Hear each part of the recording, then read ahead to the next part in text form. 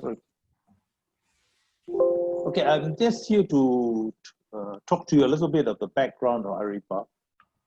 Ambassador Ong, my friends from Gil, Yanti, and I think our board members, Tunggu Aida and Rafandi Jermaine, and others from Indonesia will be joining us. So I just warm welcome to everyone. My job is just to give a little bit background on the story of ARAIBA, how we started and what's happened. Okay, one of the proponents of this is the ASEAN CSR Network. We were established in 2010. We are an ASEAN entity, as well as we are the representation of the ASEAN Business Council, which today is being represented by Gonzalez. And our mission is to build a responsible business community in ASEAN. Together with the ASEAN Business Advisory Council, we, in our role as responsible and inclusive business champion, in August 2018, both of us presented some recommendations to the ASEAN economic ministers to support a responsible business agenda in ASEAN, covering a few items. So these issues that we listed, decent work, migrant, responsible business, inclusive business, or micro, small, medium-sized enterprises, gender and environment social, were issues that ABAC, which is a short form for ASEAN Business Advisory Council, raised in the past. So we asked them, and then we also suggested that we be the focal point and develop a code of conduct for what is really responsible, because there's so many standards, so many things of what is CSR, what is things. So we asked them to help us with this, and based on this, these definitions, this presentation, together with ASEAN Business Advisory Council, we worked on the code, which works on some principles, key business principles, 7 business principles, which is quite similar to the Global Compact, OECD guidelines, the UN's ILO core conventions. These are international standards. UN guiding principles of business and human rights is all international standards, but tweaked for ASEAN. And we also talked about focus. This is to get everybody focused on the same agenda. So some key governance, subject areas. So that's what we did. And based on this, we try to get people who are together on this to move ahead. So as part of this, we also agreed on 6 key objectives.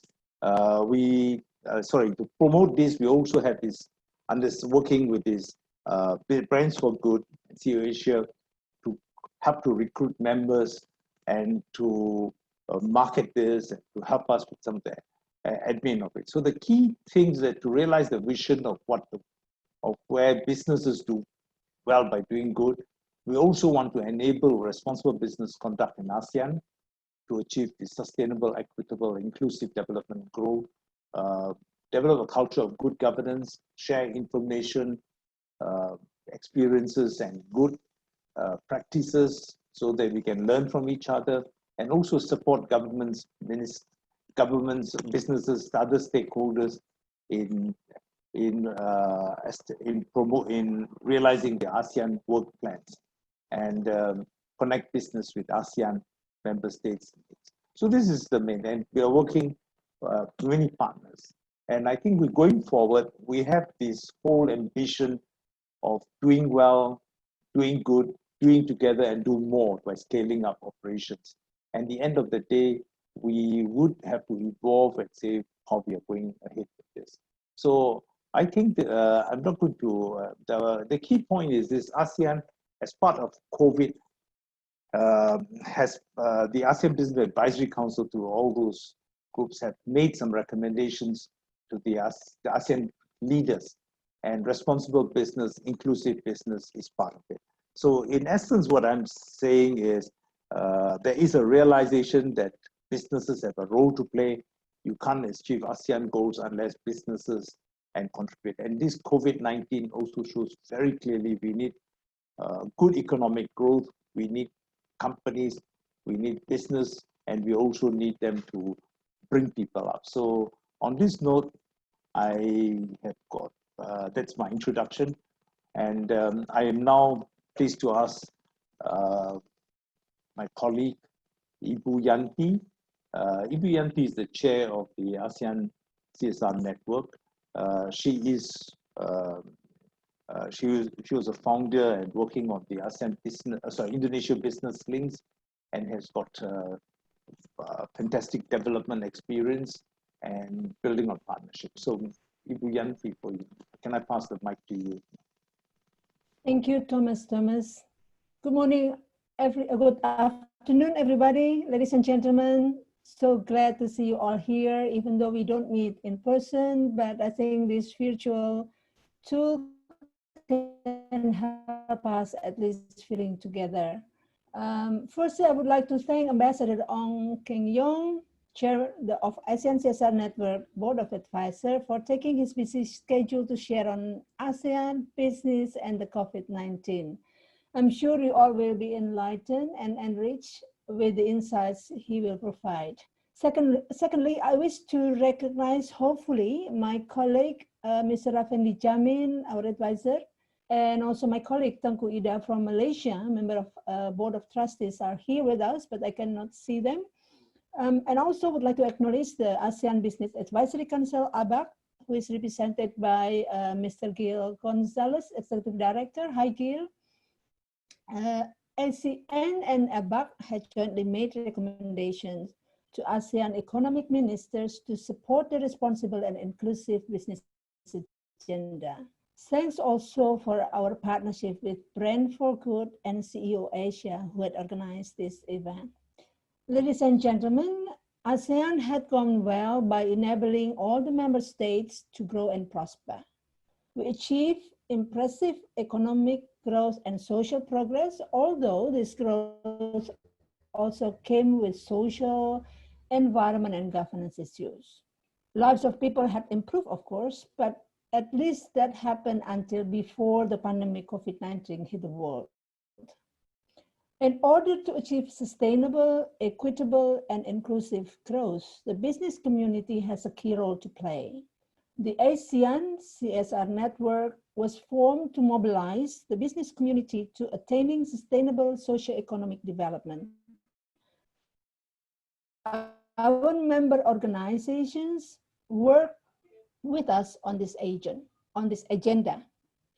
We had worked hard in addressing some difficult issues facing ASEAN businesses. We researched these issues and organized collective action to address them. And these include the problems of micro, small, and medium-sized enterprises, good governance and business integrity, business and human rights, environmental sustainability, to name a few. We all know that ASEAN has been hit hard by the COVID-19 pandemic, as much of the rest of the world. Main issues now are on how the governments counter the impact of COVID-19 in ASEAN, how we manage human resources and employment concerns, and how new enforcement opportunities might be arising. Economists said, as I saw in the news, predict that this pandemic causes a systematic economic challenge of much greater extent than that in the past financial crisis, 1997 and 2008. And its impacts are expected to last longer. Now, going forward, we at ASEAN realize that it is not just enough to work at the macro level. We need to achieve change by working with like-minded businesses at a practical level. I appreciate the leadership of ABAC for supporting us in this. We had included responsible business. They had actually included responsible business issues since 2000. We launched the ASEAN and Inclusive Business Alliance, or ARAIBA. I'm pleased that some 45 companies, and I think together we have about 70 classes here, but 45 of them join ARAIBA in this journey. And this is certainly a new experience for us. We will learn by doing and improve our impact as we progress. All the companies that have signed on are part of the historical group. You are planting the seeds of a movement that will give purpose to businesses beyond just profits. Profit for the very existence of the business, but how this profit is made will impact society and safe growth of the business. These goals are clearly stated actually in the code that you are subscribing to. I hope that ARAIBA will form a strong basis of partnership among businesses for integrity, equitability, and mutual benefit. We must recognize our diversity in ASEAN, but we must be forward. I encourage you all to work together to make our businesses fast recovering towards a new era with more prosperity. ASEAN community has to be people-centered, people-oriented, with responsible business leaders showing the way. One candle alone cannot light up a dark journey. So let's light up together for a better and brighter ASEAN. I wish you a successful journey. Thank you. Thank you, Ibu Yanti. May I just introduce you to Gil Gonzalez. Gil is the Executive Director of the ASEAN Business Advisory Council. Gil has Gil stepped in as Executive Director of the ASEAN Business Advisory when the Philippines was chairing ASEAN as a stopgap measure, but he was such a good ED that everybody wanted him to continue. And he's kind enough to continue, and SM Investments of Philippines is also nice to let him make a contribution to ASEAN. Gil has been a great champion and believer in responsible business and a great supporter. So Gil, may I ask you to say a few words? Good afternoon. Thank you, Thomas, Yanti, for inviting ASEAN back. You know, we've come a long way from 2017 when we were coming up with various policy recommendations to report to AEM and to leaders on inclusive and responsible business. And I'm very happy that on top of the policy initiatives, you have now fulfilled the second milestone, which is to put together champions who can bring this initiative further. As you know, for as long as you do not have warm bodies with big hearts to push a certain initiative, it will go nowhere. It will remain as a nice statement wasting in the bookshelves. So I'm very happy and very glad to see you, Thomas, with your group of what I call founding champions of ARAIBA. I must ask for forgiveness because the first time you mentioned to me that you are so eager to launch ARAIBA, I was quite hesitant because, you know, as everybody is on survival mode today, so I said to myself, people will be just so preoccupied to stay alive. But I'm so impressed that you've been able to invite no less than His Excellency Ambassador Ong and your very eager and zealous constituents. As you know, thank you also for showing the pathway towards recovery and hope for ASEAN, which ASEAN back together with our joint business councils and partner champions have put together and to present to the leaders. Now we must, you know, be very mindful that, you know, this is not just another one of those submissions that we've been doing for so many years.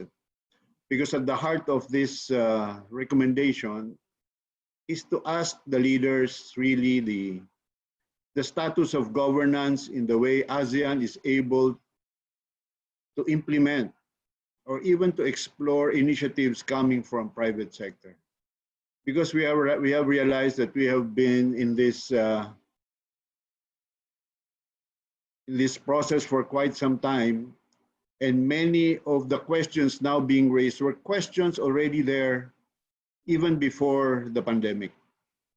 Questions on trade facilitation reforms, question on digitalization, question on ease of doing business, so on and so forth.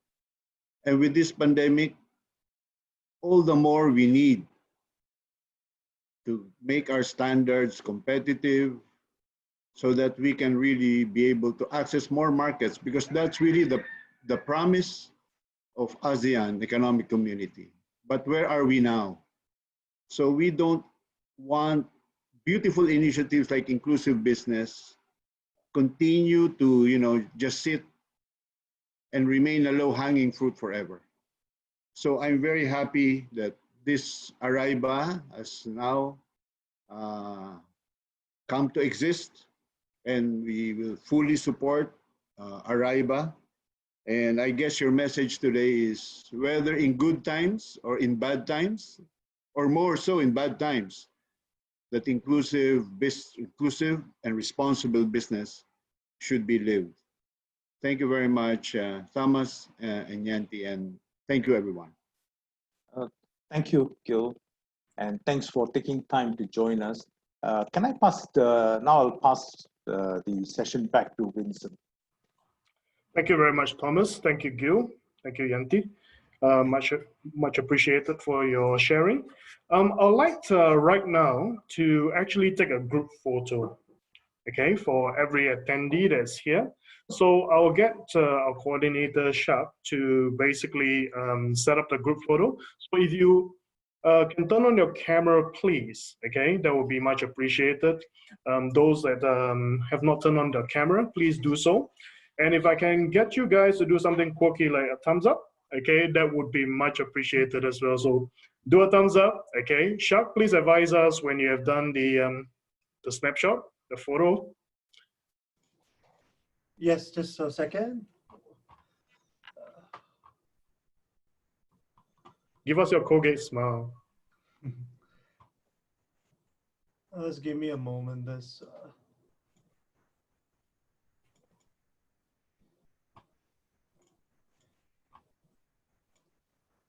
Okay, 5, 4, 3, 2, 1.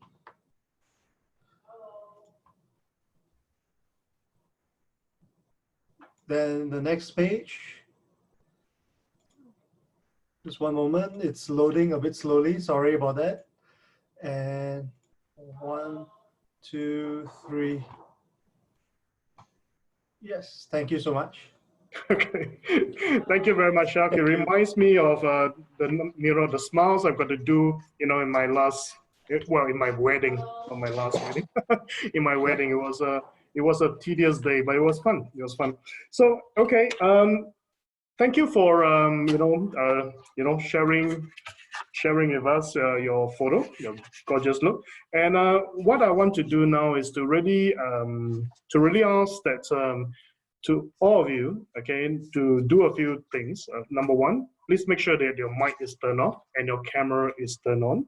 And I also want to say that when Ambassador Ong shares, if you have any questions at all, can I get you to post it on the group chat?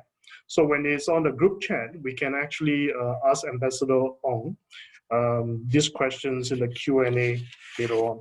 Okay, so now it gives me great pleasure, okay, this afternoon, to introduce Ambassador Ong Keng Yong as our keynote speaker.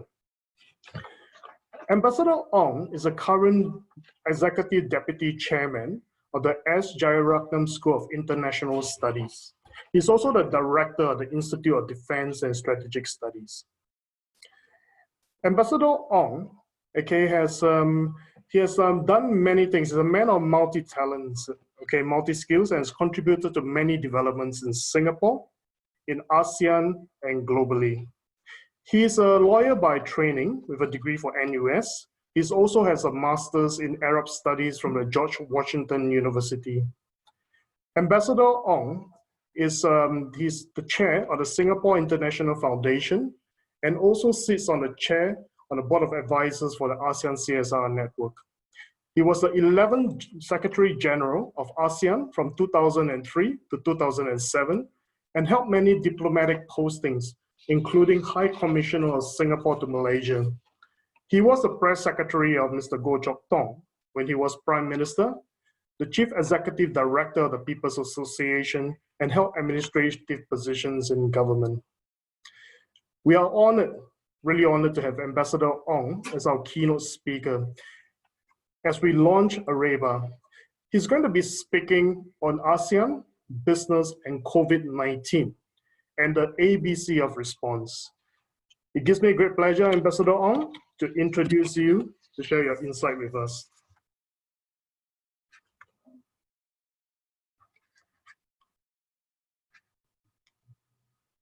Ambassador Ong? Yes, thank you, Vincent. First of all, let me thank all of you for having me today. And I'd like to take this opportunity also to talk about the work in ASEAN before I launch into the topic of this current pandemic, COVID-19 pandemic. ASEAN, as you all know, consists of 10 countries in Southeast Asia. Today, we have 11 nations in Southeast Asia. Timor-Leste is not yet a member yet, but the other 10, we are part of ASEAN. And ASEAN is now on what we call a community building effort. The community consists of 3 parts. 1, the political security community. 2, the economic community. And 3, the social cultural community. So for today's discussion, we are focused on the ASEAN economic community, basically revolving around many different initiatives and efforts to integrate our 10 ASEAN economies and try to be a significant trading group, regional trading group, vis-a-vis the rest of the world. So far, we have been quite successful in terms of our positioning as a regional grouping on economic initiatives. We have a total of more than $3 trillion worth of trade with the rest of the world. This is US dollar. Every year, $3 plus trillion worth of trade with the rest of the world. So we are not a small regional grouping, but definitely we can do more. And the current efforts of the 10 member states are focused on having ourselves be more competitive vis-a-vis the other regional groupings around the world, and 2, to take advantage of the inherent benefits from having this grouping in Southeast Asia. So we are still quite far away compared to the most advanced regional economic grouping, namely the European Union. But I think the Europeans are very keen to work with ASEAN because they see ASEAN as a very viable regional body. And in many ways, we learn from each other. In the initial stages, ASEAN had looked at what the European Union is doing with regard to economic and trade integration. So along the way, we are hoping to adopt more of the good practices from the European Union. And right now, we are actually intensely working on bringing together all the 10 member states' economies. Unfortunately, because of the COVID-19 pandemic, many of these efforts have been delayed, or at least we are moving a bit more slowly because of the need to focus on national efforts to deal with the coronavirus infection. So I thought that today I should focus on the impact of the COVID-19 on ASEAN and our ASEAN business. As of the end of July, a few days ago, I believe we have a growing number of infection in the ASEAN region. I believe the 31st July number was more than 360,000 cases. Sorry, 260,000 cases across all the 10 ASEAN countries, and more than 7,300 people have died from this coronavirus infection. And as you read every day in the newspaper here in Singapore and elsewhere in Southeast Asia, the number is increasing rapidly. There are various factors for this increase. The main thing is that we do not know enough about this virus, and we just have to continue to do whatever we know to try to stem the spread of the disease. And hopefully in the near future, we can have some viable vaccine. Many countries, many companies are developing their respective vaccine treatment. It will take some more months before anything comes to the market. But in the meantime, there are many things that we can do as ASEAN citizens to try to minimize this spread of the infection. In particular, we must try our best to avoid spreading the disease in one way or another. So you read about social distancing, and this has a tremendous impact on business, particularly the small and medium-sized enterprises. And many companies across the regions are clamoring for some help or another from the governments. But the fact is that we have to be doing all this in order to reduce the infection.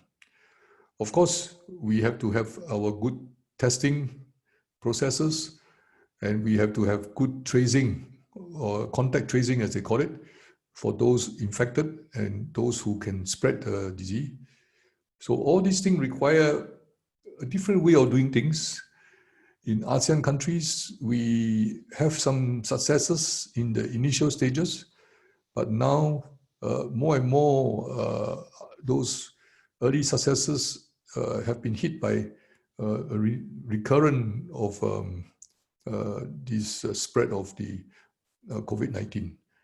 Going forward, we really need to discipline ourselves more, both at the level of our population, at the level of governmental initiatives, and more importantly, what we call intergovernmental regional cooperation, multilateral cooperation, because this is a virus that respects no boundaries, and sometimes the lesson learned in one part of Southeast Asia or in another country can be useful for other countries, and in our effort to control the spread.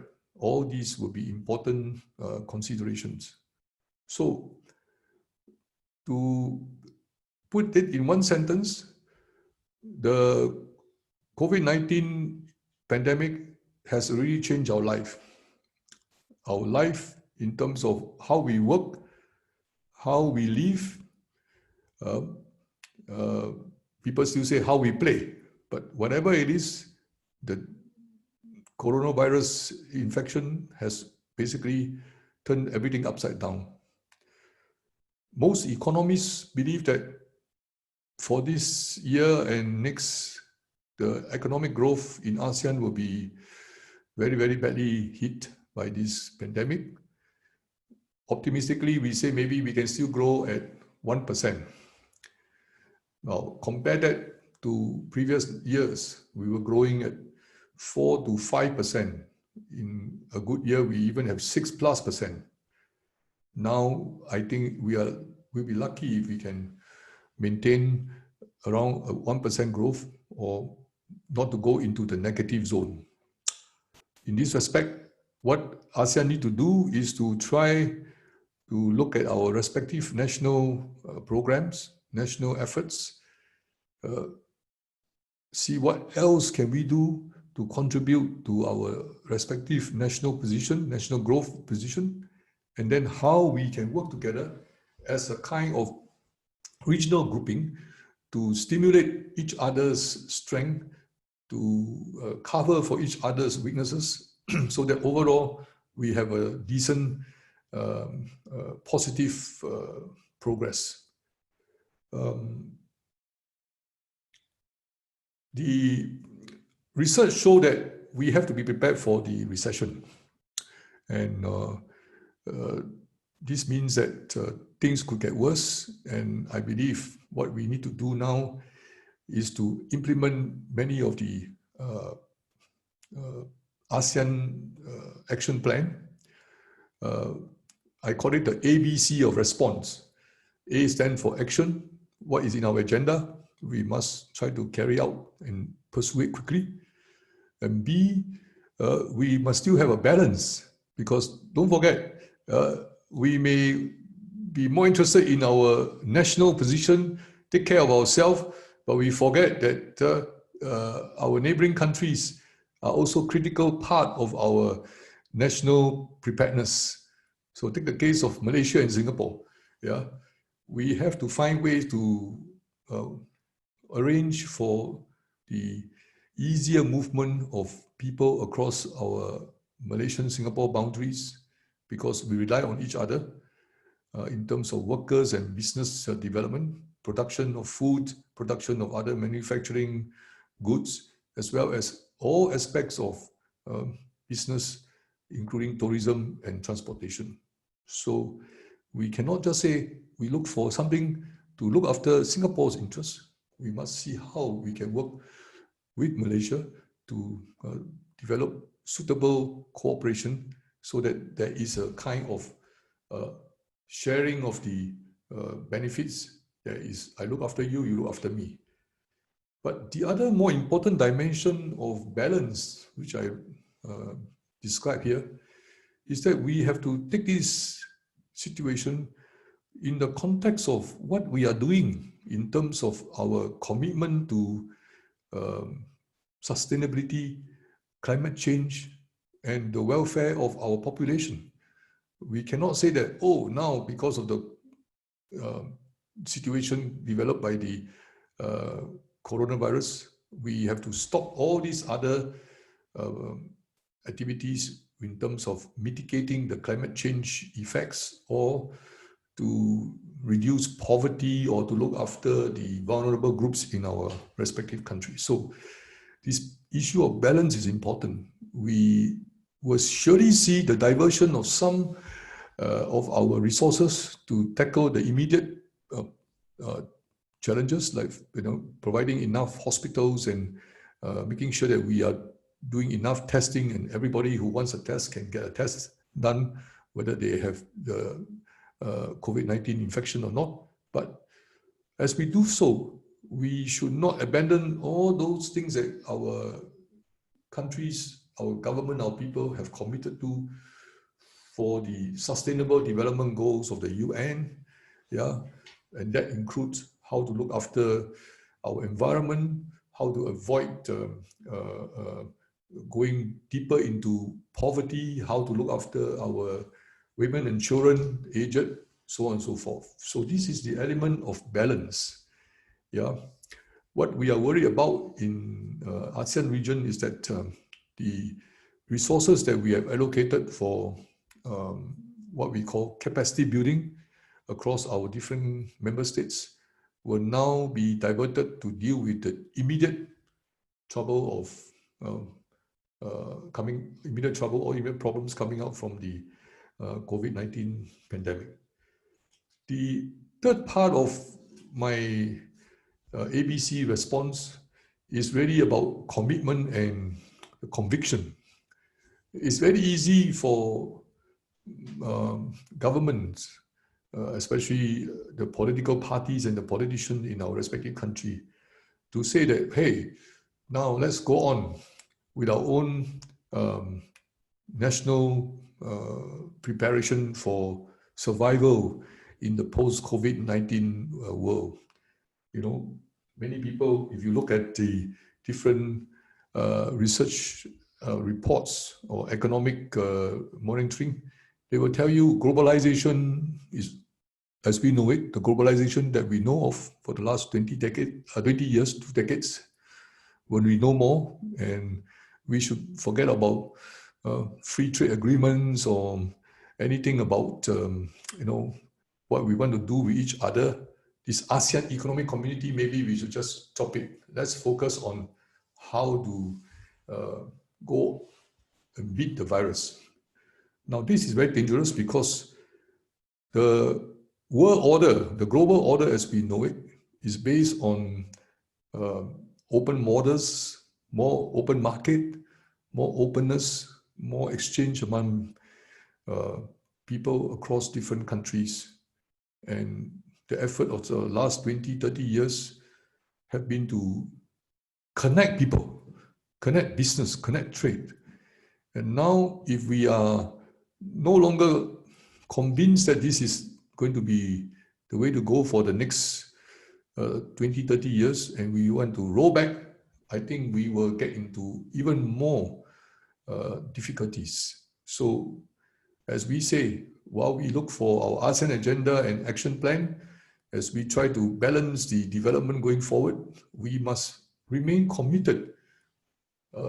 We enter into globalization, if we enter into free trade agreement, not because it is a good thing to do in good weather, good or bad weather.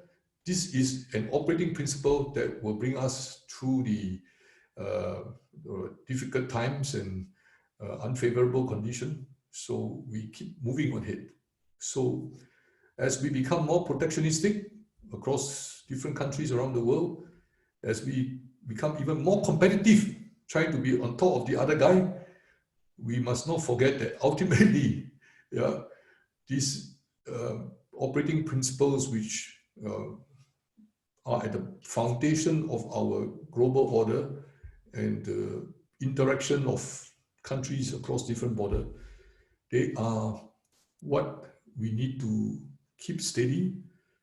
Yes, we can change. There will be effort to change the global order, but as we have seen in the last 3 to 4 years, a sudden withdrawal or a very disruptive approach will create even more difficulties for all of us. So in this respect, ASEAN citizens across all the 10 member states have to be broad-minded, appreciate that what we have so far is the result of 70 years of hard work since the end of World War II. And if we now want to change the structure, change the policy, we have to do it in a systematic manner without creating more unknowns for ourselves. So this is important, and I wanted to stress this because I think in the last 50 over years, ASEAN as a group, we have brought a lot of awareness and understanding of regional development as well as a global development to our citizens across all the 10 member states. And we should inform our citizens that the fact that we have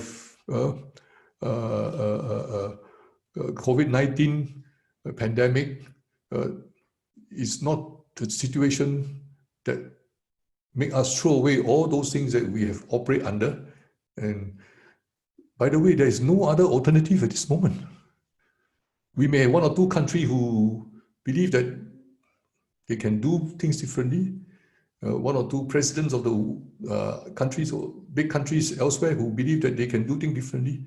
But if you look at the alternative, nothing is viable yet. Yeah, we have manufacturing of goods done in a certain way across the world. Now, if you try to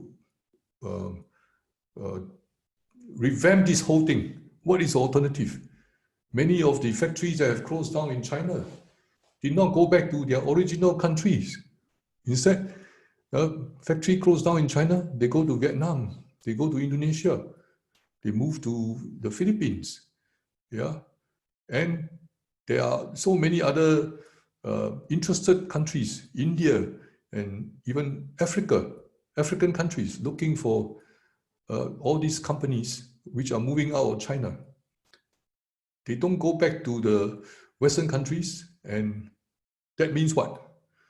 The whole notion of changing the world order as we know it may not work. I have sketched the big picture, but let me just spend the last few minutes to talk a bit about the more specific ASEAN action plan for our businesses, for our own commercial firms, and this forum is also about responsible and inclusive businesses. So it is important that we bear in mind business and the economy in ASEAN are not just only for the big boys or the big firms. If you look at the ASEAN statistics, there are more than 70 million, what we call MSME, MSME,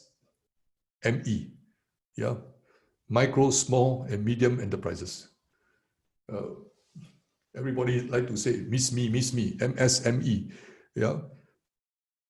99% of our ASEAN business activities, business establishment consists of the micro, small, and medium enterprises. 99%. 1% only consists of the big companies you hear about in all our ASEAN countries. Yeah, the big companies that you see, they only consist of 1% of the total number of firms or business establishment in ASEAN region. So all of us, we are connected in one way or another to the mom and pop store, to the freelancer who operate a small firm to provide services, to do things like children's party, or to transport members of your family from school to home or home to work, and so on and so forth. So whatever we do, we have to start thinking even more today about what should be the future of all these small, we call it micro, small, and medium enterprises. ASEAN governments have not done enough for the micro, small, and medium enterprises. Some countries have been very systematic, some not so well organized. Yeah, but overall, there is a program for ASEAN countries to do more and to substantiate many of these specific policy to the benefit of our micro, small, and medium enterprises. So we have to find a way to continue. And as we do so, ARAIBA is important because we want our small enterprises, no matter how small, to appreciate what is the meaning of responsible and inclusive business. Yeah, we have to find a way to treat our workers decently, give them the correct advice and skills, and ensure that they can have a good job and feel happy with the job to continue with the respective companies and respective small firms.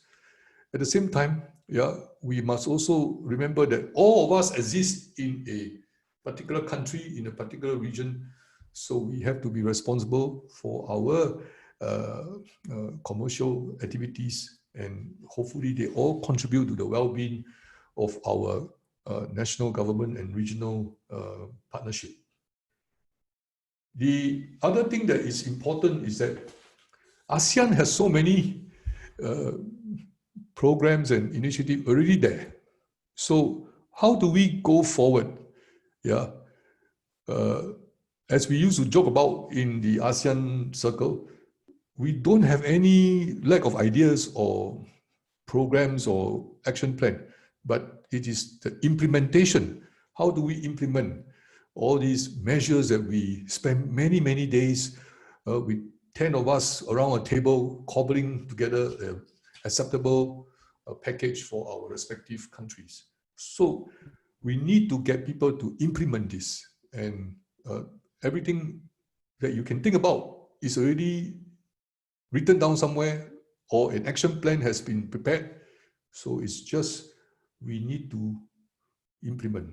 And in the implementation now, we have to think of how we can obtain the support of other part of our respective national structure.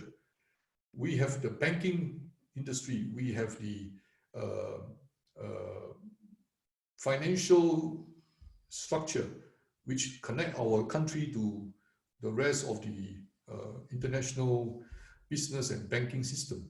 So how do we organize ourselves so that all of these important components of the future of our economy and the financing of our economy and our financing of our country can work together? We believe that there are 2 or 3 very useful things to do straight away. We have to prepare ourselves to improve the infrastructure in our country. COVID-19 showed that many of our ASEAN countries are not fully equipped with the needed healthcare facilities. So this is one important part of our infrastructure. We have to try to do more to have more health facility across our respective country, not just in the cities, but also in the rural area. And then transportation. ASEAN is basically 60% to 65% sea, water, ocean.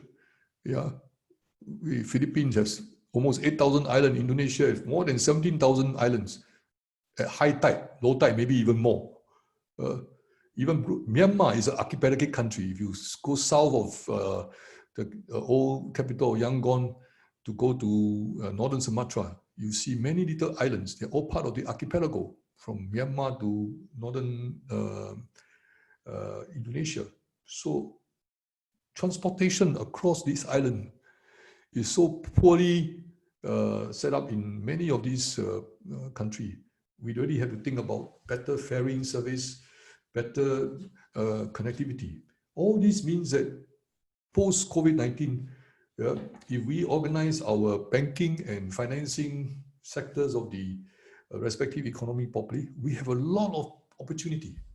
Yeah, but right now, as part of my concept of having a proper balance, we may be paying less attention to this, but it is important, and there are many opportunities.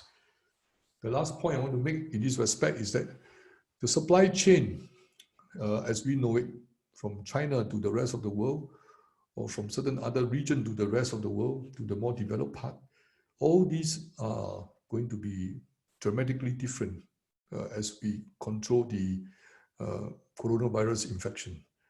Yeah. So how are we in ASEAN prepared?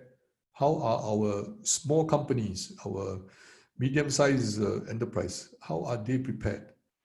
How are they prepared for this kind of new world where there will be more opportunities if we know how to fit into this changing supply chain? Well, ladies and gentlemen, I think I can go on and on, but let me conclude by making one last point, which is that the whole idea of responsible and inclusive business is to strengthen the resilience. Resilience is a big word, but basically it means how do we strengthen the small companies, the different families, working families, each of them working in different type of industries. How do we strengthen their capability to look after themselves, their family, and continue to contribute to the economy of the respective country they belong to? So this thing about resilience is something we all need to do. And we have plans in the ASEAN agenda to strengthen the resilience of our ASEAN people. So as we go forward, we hope that these plans can be activated. We need to cooperate with each other even more than what we used to. And we hopefully can improve the position of our social services, our connection with different groups of people in our respective countries. And in this respect, this crisis can be a great opportunity for us to bring across the ASEAN agenda and reduce the gaps in our ASEAN development. Thank you very much for your attention. Thank you very much, Ambassador Ong. Thank you very much for sharing your insight. It has been really enlightening for a lot of us. Ambassador Ong, we have quite a number of questions that are coming through. Yep. Okay, so I'm sure that the audience are really waiting to get into it. What we're going to do is we're going to do something a little bit different today from our previous webinars. We have those questions that are already posted on chat. And what I want to do is to invite the participants who asked those questions to put on their video, to unmute themselves, and to really have a face-to-face asking you those questions. So, so we get clarity of how they want to present their questions to you. So for the first questions, I'm just going to go through just in the order, in the sequence. It's from Sydney Yun.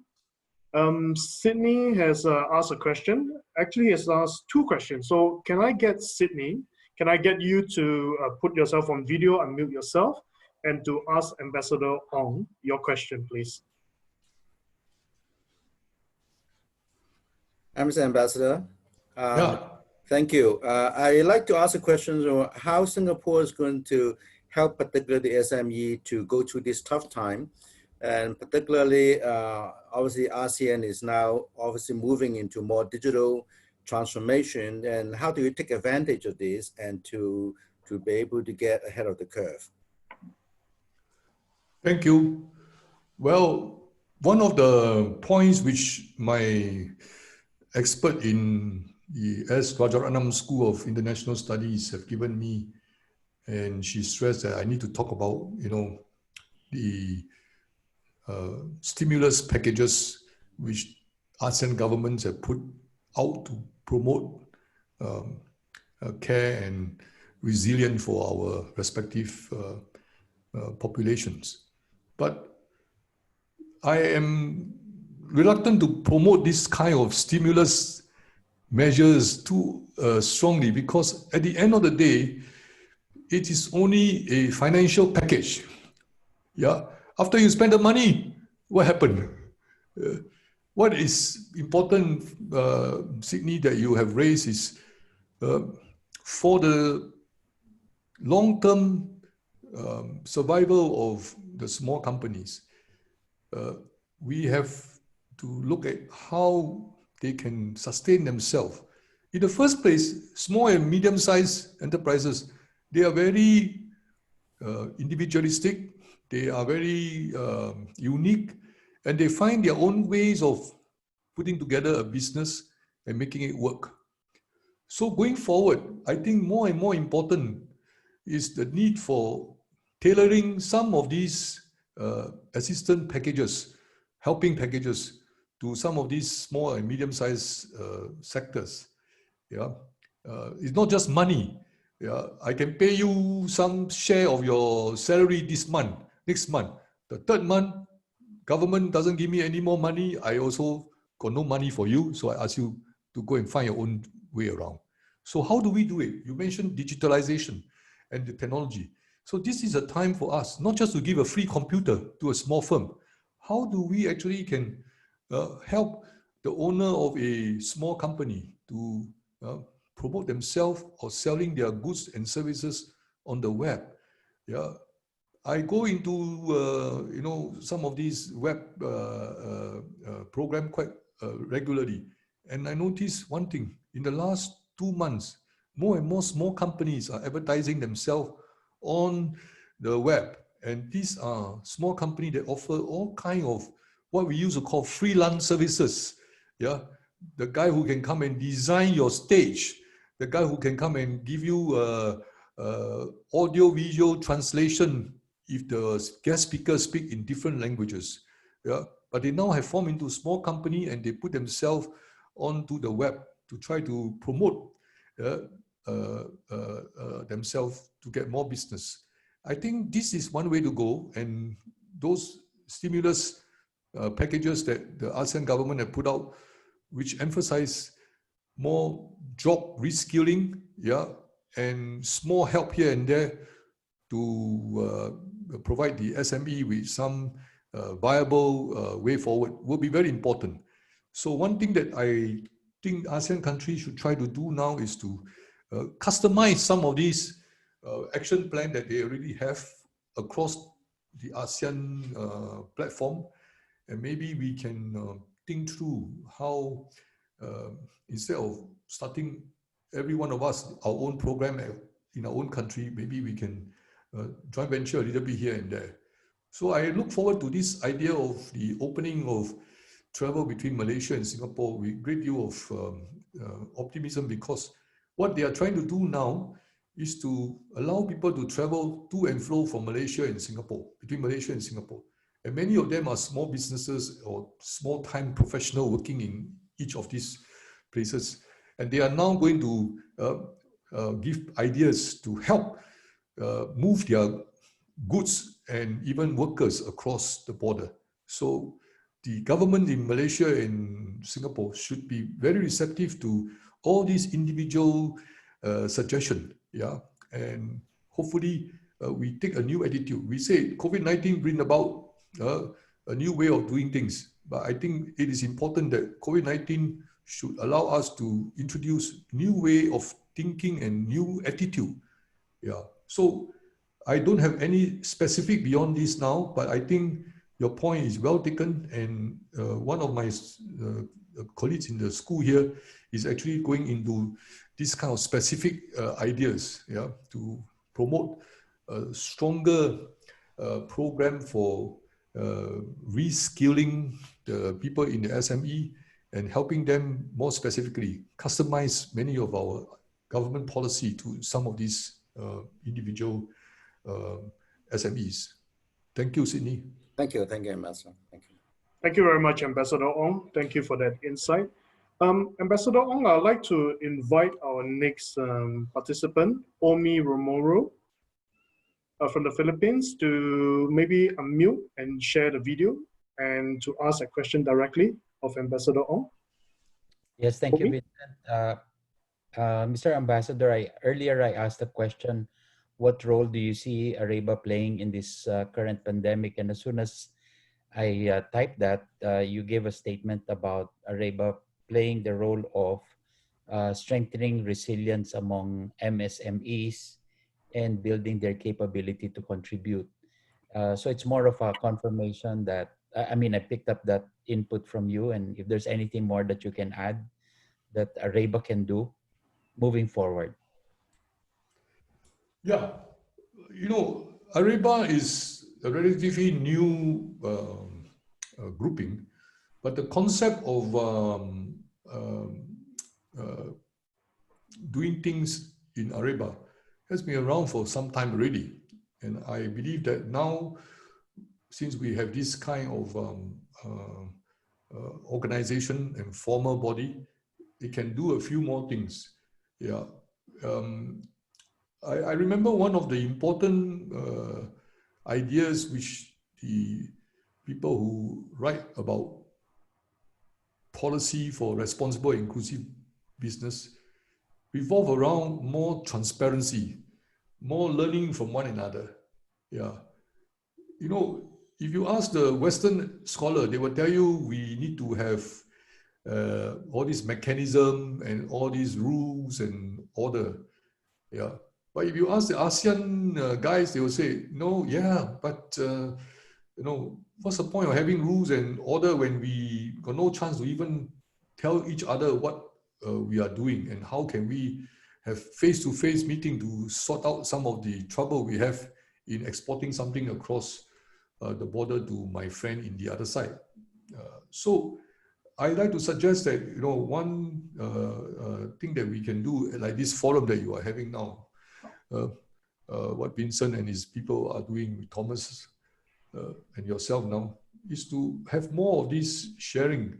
Yeah, there is a proposal to have more mechanism to air grievances, to share ideas. Yeah, but you need to bring in a few of the policy guy into this. Yeah, no point you and I sit down and talk among ourselves, your company and my company, what problem we have. The policy fellow who decide on the future business for our two company must be able to appreciate this. So we should try to find ways to rope in some of the people in policy making position in government. We don't have to always get the big guys, the small director in charge of your little office in you know, outside Manila or in the port city somewhere in the Philippines, which allow you to bring in and export your products, will be important. So bring these people together and have what I call more informal committees to look at some of these specific measures which we can do to ease up a little bit. Very often, many of these small measures that we do is not new law or new regulation. They are just basically administrative to help each other facilitate faster clearance of your products or better transportation. So I think this is one thing that we can do. Responsible inclusive business must start from all this kind of what I call lower level administration. The other thing that we need to do is to bear in mind that the whole idea of responsible inclusive business is not to talk about, you know, just social responsibility and doing more good things. Well, some people think that it has to do with philanthropy.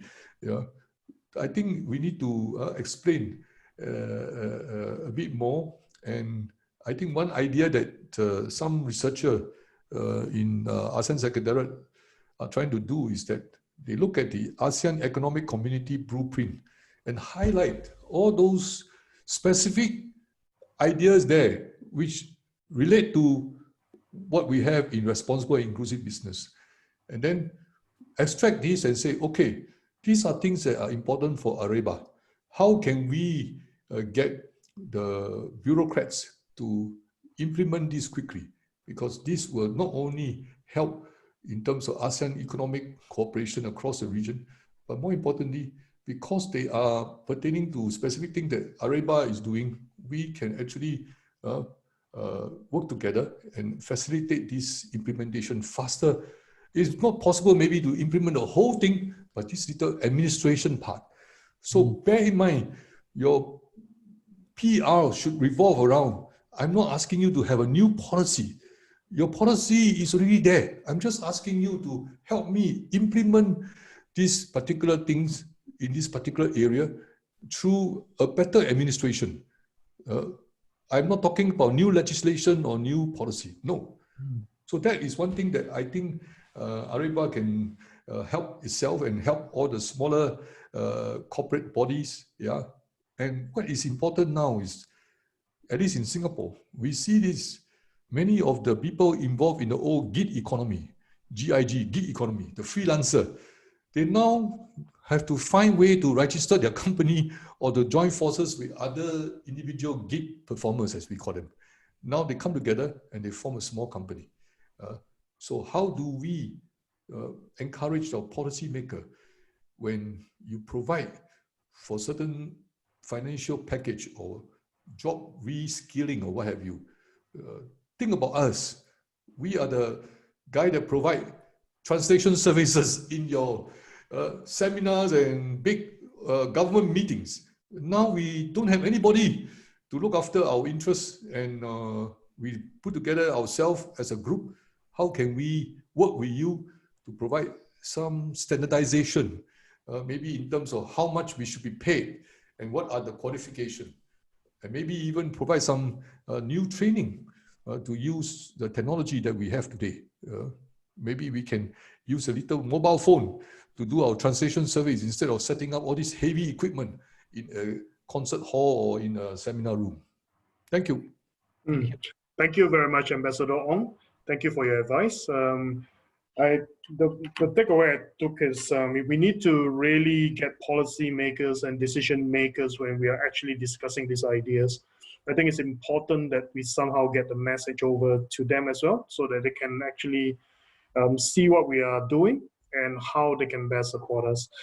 Thank you very much. I'd like to call on the next participant, Anna Ikin. Anna, could you basically unmute yourself and please ask your question? Yes. Thank you very much, Ambassador Ong, for your insights. I was wondering if you could please share maybe specific examples or some ideas of what governments in ASEAN can or need to do differently to reshape entire sectors and to co-create new markets, both as regulators and investors, in order to enable environmental, social, and economic sustainability in the region. Thank you. Thank you. We have started some research on what we call the circular economy.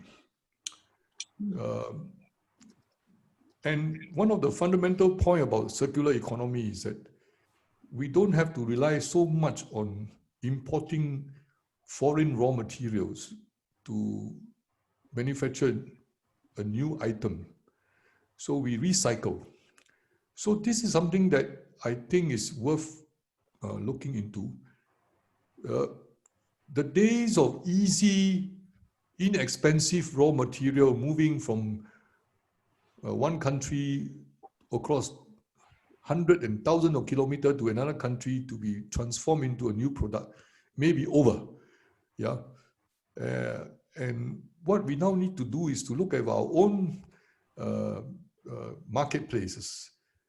Even in Singapore, is it true that we cannot find raw material for some of the product that we want to make here?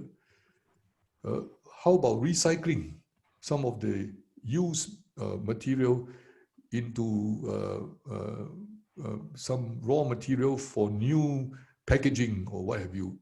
These are things that we ought to do. Yes, the big company that promote shipping and air freight, they won't be interested in this. They want you to continue to buy from far away Australia to send all the way to Europe, or from Singapore all the way to Moscow.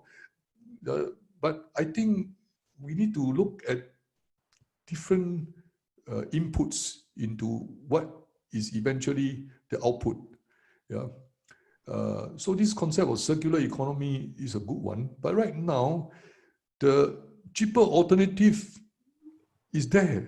People don't look at some of these effort to transform a used product into another new item. So I believe that the next level of thinking going forward is that we need not always rely on transforming raw material into a new product wanted by the consumer. We can look at what we have in our country and recycle. And the question now is, how about the competitive pricing? Yeah, very often recycled items come across as more expensive than a brand new item made from raw material. Now we have to educate ourselves that this cannot be the way going forward. We have to pay more, yes, but at the end of the day, we avoid destroying the environment or the nature, and we prolong the utility of anything that we have manufactured. So a big lesson for me, at least, is that we have to learn how to accept the pricing of items have to change.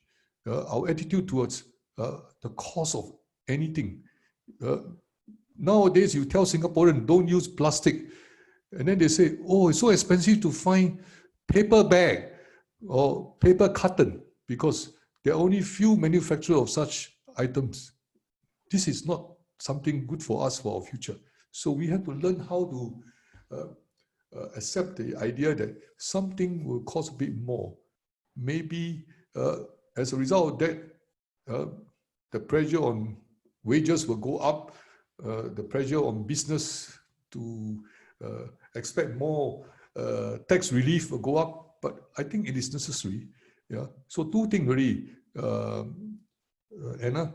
One is about our mentality towards the pricing of the products that we use in our day-to-day life. And two, how do we really prolong the utility of anything that we hold in our hand? Yeah. My wife would never allow me to throw away a single-use plastic. Yeah. So I have to find all kinds of ingenious excuses to convince her I can throw something away after a third or fourth utility of that item. Yeah. So this is good for us, but at the same time, this means good new business for us. Yeah.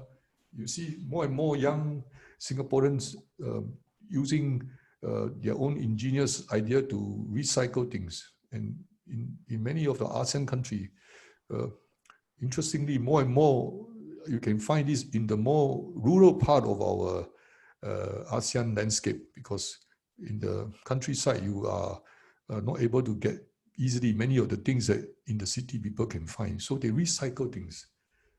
But I think the attitude must be to find way to give more tax relief to incentivize people to think about this and to accept that.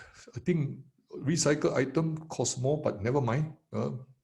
It helps in other way to maintain our society in a more positive and healthy state. Thank you. Thank you. Vincent, you're muted. Okay, thanks. Thank you very much, Ambassador Ong, for your answer. Thank you, Anna, for that question. I'd like to maybe, because there's so many questions, Ambassador Ong, okay, there's a lot of questions with different topics. So I'd like to just maybe pick a couple which may be quite relevant to our audience today. So I'll just skip a couple. There is a question from Florian Baraknik. Okay, and he's got a question about the EU, which is very, very interesting. So, Florian, can I get you to unmute yourself? Yes, and I got also it ready. put yourself on video. Okay, good. Okay, thank you very much, Ambassador Ong, for this great statements up to now. I just could not agree more on all your assumptions, what can be done now and what should be done. One thing you mentioned at the very beginning, that the setup and the first days or first days of life of ASEAN, the European Union served as an example. And especially in the ASEAN economic community, I think we still have a big element missing, which makes the European unified market successful. This is that we do not have any technical barriers of trading. So wouldn't you think that this now would be the right wake-up call, the end of the globalization, how we know it, a unique opportunity for ASEAN to establish really an exchange, a successful domestic market with, I just checked it, 647 million customers, and really try to put strong efforts on eliminating the technical barriers of trade we currently have, which finally are harming all these so often quoted MSMEs from growing, from being successful, from cross-border trade, and finally will always stop the innovation here in the region. What do you think? Is this the right time, and what business can really do for it, and how can we as ARAIBA fight for that? Thank you. Thank you. I think it's a very good question. This technical barrier to trade is always troubling all of us.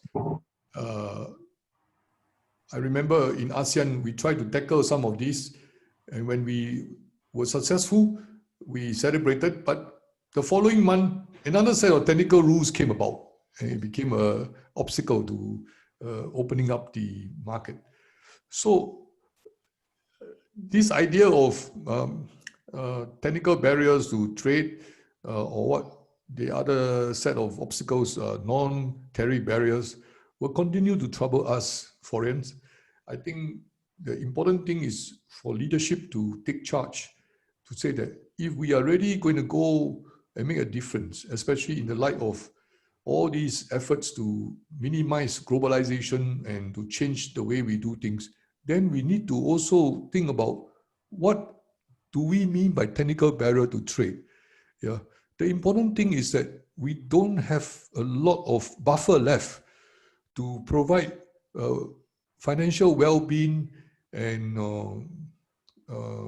special support for company like the small and medium-sized one. So it's better that we let the market be more free and more intuitive activities can come from the small business people, the smaller company.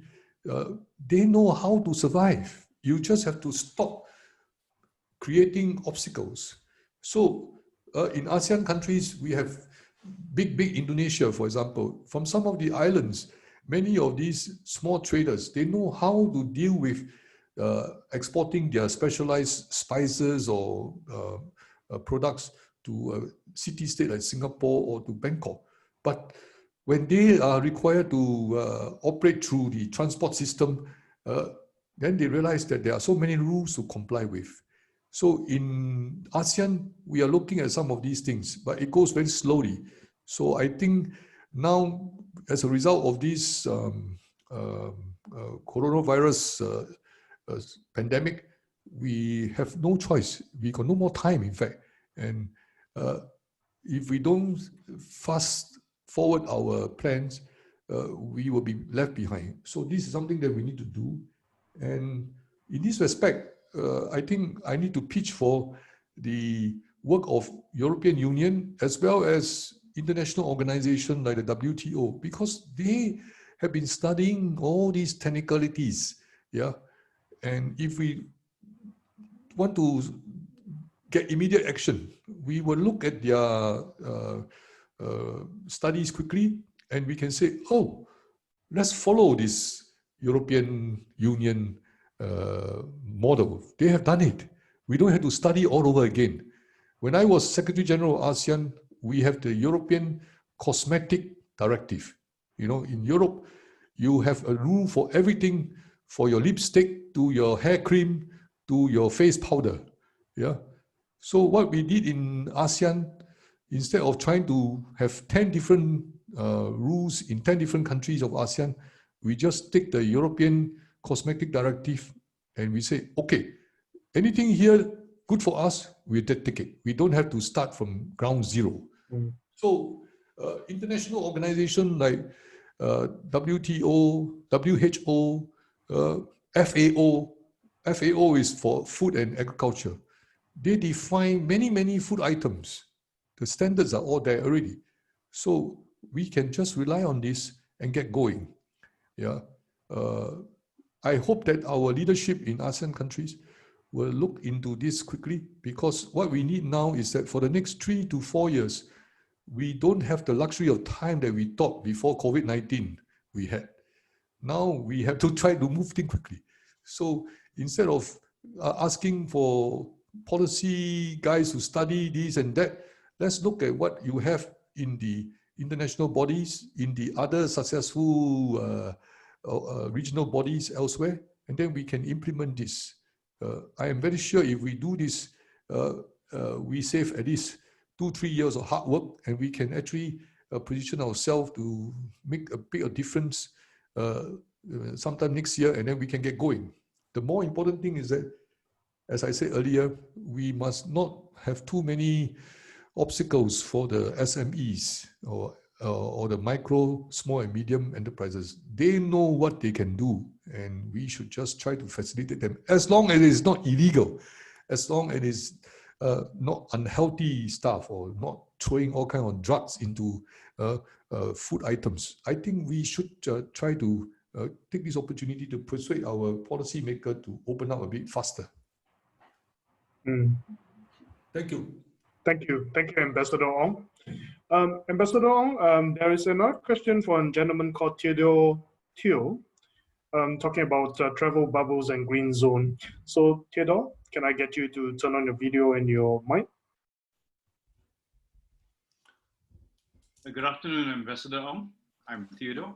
Yeah. My question is relating to these travel bubbles and green zones for the purpose of facilitating people-to-people travel. I know we have essential services, essential travel by businesses now, but those are very high level, I guess. I'd like to ask, how would ASEAN governments facilitate this to progress forward and faster? You've been mentioning faster, speedier in the last few minutes. And how speedy then can these arrangements work out if we see a tapering down of COVID-19? I asked with the background of facilitating about 5,000 Singapore youths. There will be about 250 groups to 250 odd communities, local government units, NGOs, education institutions all throughout ASEAN. And so their movements, their travel isn't a one, although they are there for 2 weeks, they up and downstream businesses that support their projects are about 1 year duration all throughout, from insurances to travel to people to infrastructure to IT, healthcare services, very, very varied. How can the governments speed up that sort of connectivity throughout ASEAN? Yes, thank you. I think the important thing here is to impress upon all the authorities that we are suffering day to day big financial losses, not only for the companies, for the individual, but also for the state. Government revenue is down. Yeah. So let's try to expedite a way to move and open up. Then go on the other psychology here. Government being what they are, they like to control. Yeah. Even the freest country in the West also has a certain level of control. So work out an arrangement that allow the people in charge to say, even if I let you come in, moving a bunch of young people, 30 people from Singapore to say, Brunei or to wherever, how can I be sure that these individuals will not cause any infections or other things? So, okay, what is it that you want to control? You want me to send your the information, send you the information where they stay, how are they do this and that. So work with their psychology. Their psychology is how to ensure that none of this danger come into the country, and they want to have control and accountability. So you ask them, what can I do to help do this? So this thing about air bubble or travel bubble is that there is control, yeah, there is accountability. So you break it down, don't wait for mass level policy. Since you are talking about small group travel for young people and they are committed to a particular place for several weeks, several months. So, okay, you give me a plan and we as the business or the company arranging this will go and facilitate this. Yeah. The Singapore method is very simple. Now I give you a little wrist watch. Wherever you go, I can trace you. Okay, you want to do that? As long as I'm prepared to have this wrist watch on my young people's hand and you can control. Can we do it? Yeah. So I think this will be the way, because if you don't go by what I call small, down the ground kind of proposal, you wait for the big master plan, it will wait forever. So can experiment with yourself. I bring in 20 people to Laos or to Cambodia or to even to Vietnam. Vietnam now they have a new problem there because of the recurring infection. But you suggest to them, how can I facilitate you to control our movement so that you will not feel that there can be a danger for infection? Yeah, and then you can work out.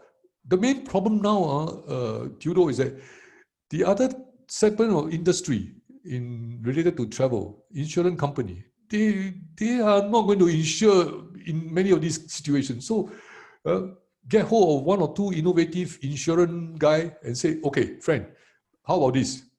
If I can do this, will you cover me?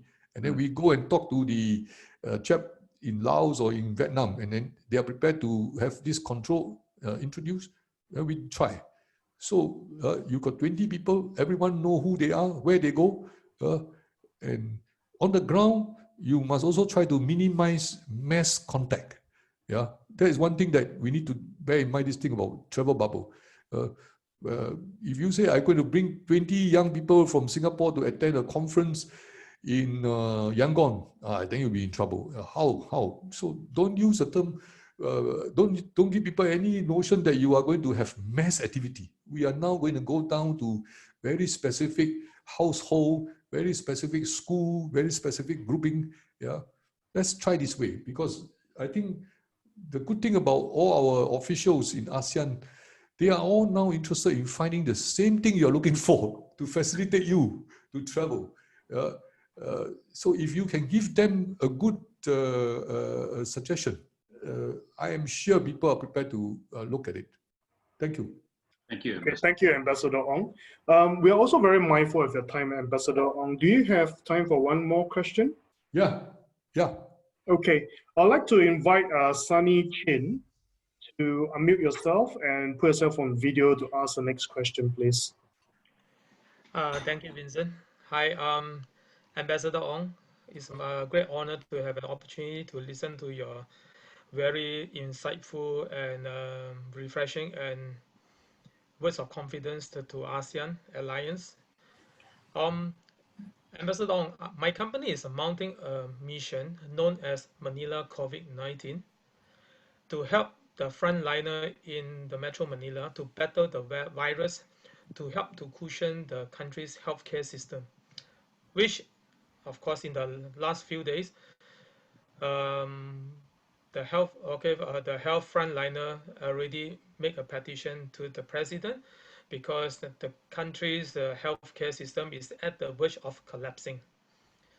In what way, Ambassador Ong, can we lobby for our Singapore government support, and what channel can we take in order for us to go forward quickly? I actually stepped down from rescue mission to just mission. Please advise, and thank you very much. Well, see, I learned from my time in the civil service is that we always ask ourselves, can a small country like Singapore tackle a big problem in a big country like the Philippines? Yeah. So one way that I have tried in the past to put across is that, okay, we are not going to a big country. We're not going to a big city. We are going to a small part of the city. We are going to a small district in the city. So can we get you to think about helping me? I am not ambitious. I'm not trying to say Singapore is going to help the Philippines. I'm not even saying Singapore is going to help Manila. I'm saying Singapore or your company, Paradise, we are going to a particular neighborhood precinct in this particular place. And we have our local social groups that we have cooperated before. And we want to just focus our attention there. If we have a community hospital that we have worked before, this is where we are going. So basically, the word that I use is to scope down, bring down your coverage area. Don't give people the impression that you are having an unduly big ambition. So that's the starting point. Once you can do that, and if you are successful, let's say scoping down to a smaller size operating area, smaller size concept, then when it's successful, you, in the meantime, will have to connect with the guy next precinct or the next kampong, as we call it in Singapore. Hey, I have been doing this in kampong number 1. Now I think if we can bring it to kampong number 2, can I work with you? So that must be the first mental framework. Then secondly, it's always good from my working with the others in the region to have a local body. Yeah. So if you are going to this particular area, what is the local guy there, or the local hospital or local community center that you want to work with? They are the guy who know the ground better than you. So let them do the local coordination. You will bring in the material, the expertise if we have it, and then work with them. So this is important.